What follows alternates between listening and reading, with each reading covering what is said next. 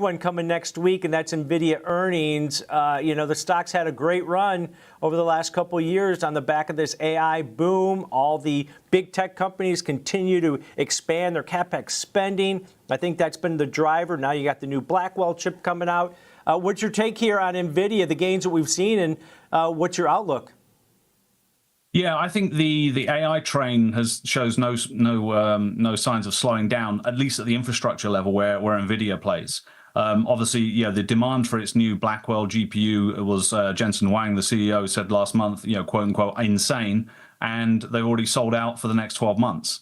So that's obviously a huge indication of future earnings and revenues. And though you see kind of talk about competition in theory, not only from chip companies, traditional chip companies, but the likes of Amazon investing more in its silicon efforts. But I think that's slightly missing the point because Nvidia makes GPUs that it sells, and Amazon, Microsoft, Google all invest in their own high-end specialist silicon, but they don't sell that; they rent it through their cloud platform. So it's a different kind of market. But at the moment, I think things look still pretty good for Nvidia. When Nvidia reports on November 20, I would anticipate total revenue to be above $32.9 billion, given that the business frequently blows Wall Street's estimates out of the water. Should it occur, Blackwell may have had a major impact. During his October 10 appearance on CNBC, Huang made a number of complimentary remarks on Blackwell. However, these 5 words ought to delight every investor. No 5. Blackwell is in high demand. Additionally, he informed CNBC that the new chips are being produced in full as scheduled and that every tech customer wants to have the most and be the first. Shipments of Blackwell to clients are already increasing. Nvidia may record billions of dollars in Blackwell revenue in its next report on November 20th. Morgan Stanley predicts that in the fourth quarter of 2024, the company could sell up to 300,000 GB200 GPUs, which includes October. Additionally, Morgan Stanley predicted that in the first 3 months of 2025, shipments would increase to an astounding 800,000 units. To put it another way, sales are probably going to increase quite quickly. As a result, stockholders of Nvidia may wish to wait until November 20. However, we believe that having an alternative is beneficial. AWS is obviously attempting to gain market share, but the effort is flimsy because the business is also relying on its partnership with Nvidia. For example, management seldom ever talks about its Trainium or Inferentia chips without also emphasizing the significance of its cooperation with Nvidia. And AWS was the first significant cloud provider to provide Nvidia H200 GPUs. Andy Jassy, the CEO of Amazon, stated as much during the most recent earnings call. Our cooperation with Nvidia is quite strong. He informed analysts that we typically serve as their lead partner on the majority of their new chips. I anticipate that our collaboration will last for a very long time. The third largest public cloud is Google Cloud Platform, owned by Alphabet. In the third quarter, it made up 13% of the expenditure on platform services and cloud infrastructure. However, the company's long-standing investments in AI have put it in a strong position to increase its market share. Google has been named a leader in AI infrastructure solutions by Forrester Research. Crucially, Google has spent the last 10 years creating its own AI accelerators known as Tensor Processing Units, TPUs, and since 2015, the processors have been installed in its data centers. Nvidia GPUs are still the best option though. Indeed, according to a number of analysts, the company's market share in AI accelerators might range from 80% to 95%. This indicates that despite 10 years of effort, Google has not yet challenged Nvidia's hegemony. To stay informed about the latest developments from Nvidia and the ever-changing stock market, consider subscribing to our investing tutorial channel. We provide daily updates on significant market shifts and key catalysts. So hit that subscribe button to ensure you never miss crucial information.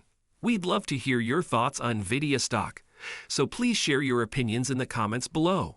Now let's dive into today's video. Do they need to beat, Nick, when you look at this stock, It's had a good run. You look at the Philly Semiconductor Index, the SMH, those have actually been lagging recently, even though NVIDIA has just recently hit all-time highs. If they don't beat by $2 billion on revenue, they don't give good guidance. Is there some susceptibility to this stock at this point? I'm sure there always is. When the actual news comes out, there's always going to be a susceptibility to that. I guess with the overall index, though, it obviously includes a lot of other companies that have troubles of various kinds. We also know about the Supermicro situation. We know about Intel's situation, and other companies like AMD and others like that investors may be looking to as an alternative, haven't necessarily rolled out large volumes of high-end GPUs in any volume at all.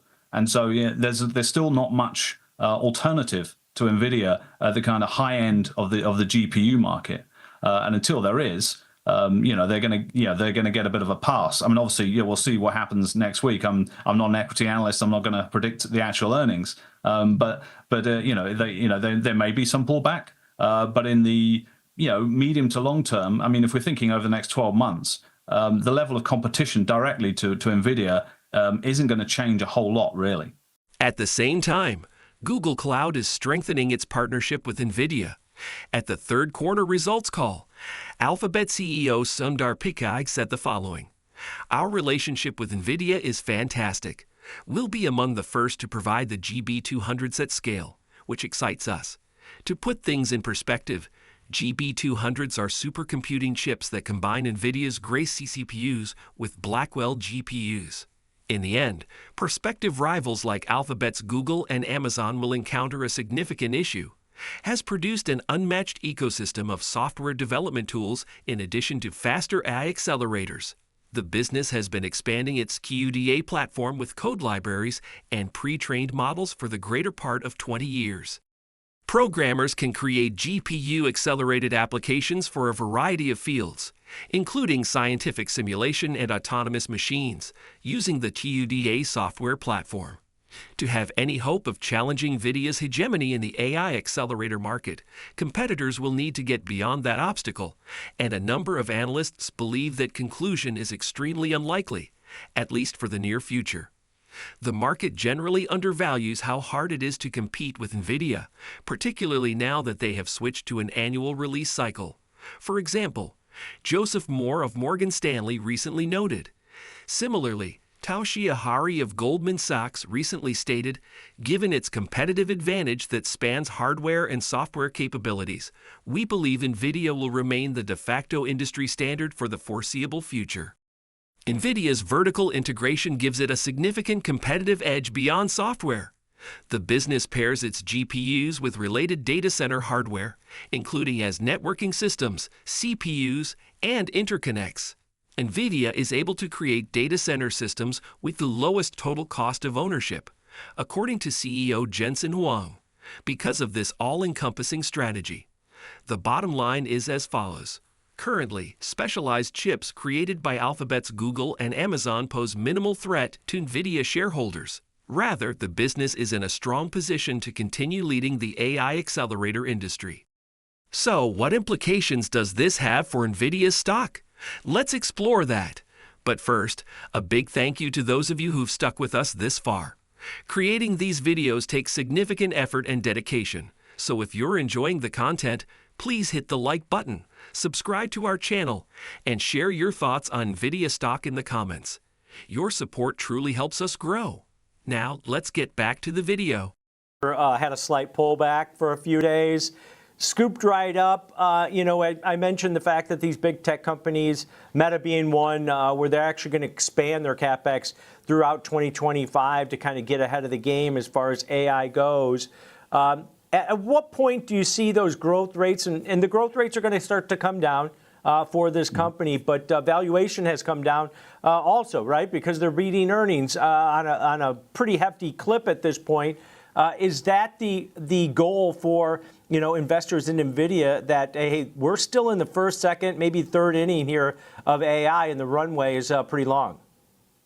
I think so. I think in terms of the the capex of its customers increasing, and we all, as you said, we know what they're going to be in through most of 2025. So it has a pretty clear runway. And then you look at other issues in the tech sector overall. There's this move in AI towards agents and agentic AI. And that's the idea of kind of AI-driven decision-making tools that can take action and learn over time. Now, initially that may not look like an opportunity for Nvidia, but I think it is, because the infrastructure still needs to be there, and what is known as the inference and making predictions from these trained models, which is what drives this agentic movement. That's the inference opportunity there is huge for Nvidia and for other tech infrastructure companies.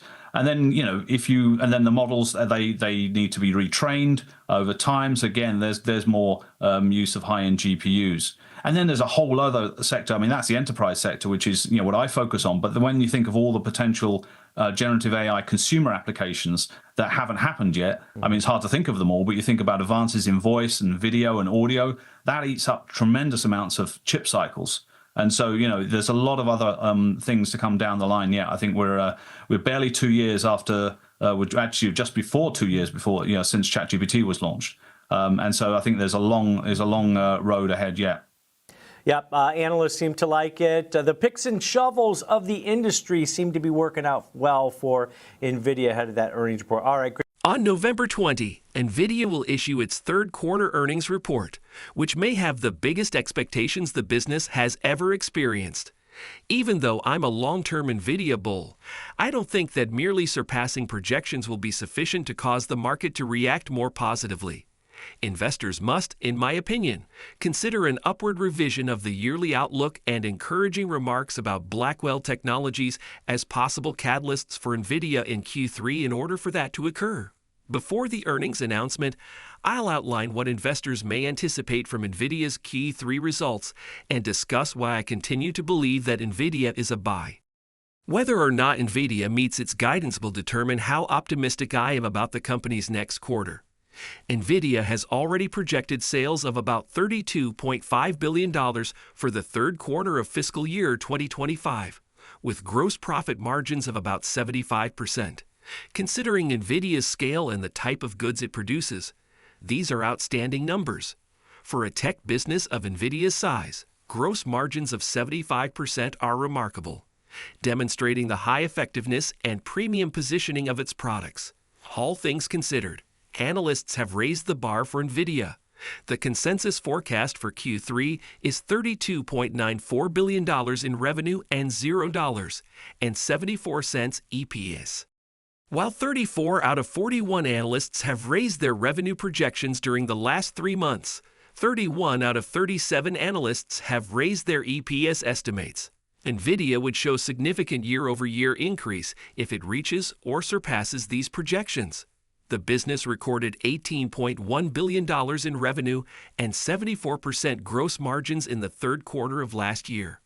A significant victory that would demonstrate the company's unchallenged position in the market would be a doubling of revenue and a modest increase in margins of roughly 80 basis points. Blackwell technology, which is essential to NVIDIA's future expansion, is one important element that might greatly improve the company's outlook after its Q3 results. Given the extraordinarily high demand for Blackwell's chips, investors are keeping a careful eye on the company's manufacturing ramp-up efforts. This brings up a crucial query. Is NVIDIA's production on schedule, or has the company had to boost capacity to satisfy orders because of the overwhelming demand? Investors would probably be pleased if NVIDIA's management revealed that they had effectively increased output in response to increased demand. For example, NVIDIA's capacity to efficiently manage its supply chain while adapting to growing demand might be demonstrated if it disclosed that, in spite of initial forecasts for 2025 being sold out, it was able to negotiate with suppliers to acquire more supply. NVIDIA's stock would probably rise in response to such an announcement, especially if the business could match or surpass Blackwell's demand without compromising product quality or delivery schedules.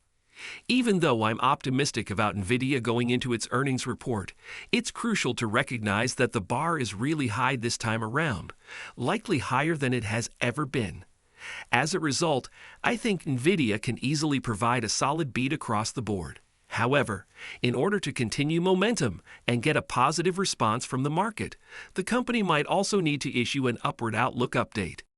As always, sharing your thoughts and insights in the comments section can foster a more informed community discussion, helping everyone navigate the complexities of investing in this dynamic sector. Stay ahead of the game with the latest stock market news, data, and important updates. I share valuable insights and real-time information on my Telegram channel, ensuring you're always informed before everyone else. If you want to keep up with the fast-paced world of investing, open the description below, click the link to my Telegram channel, and join our growing community. Don't miss out on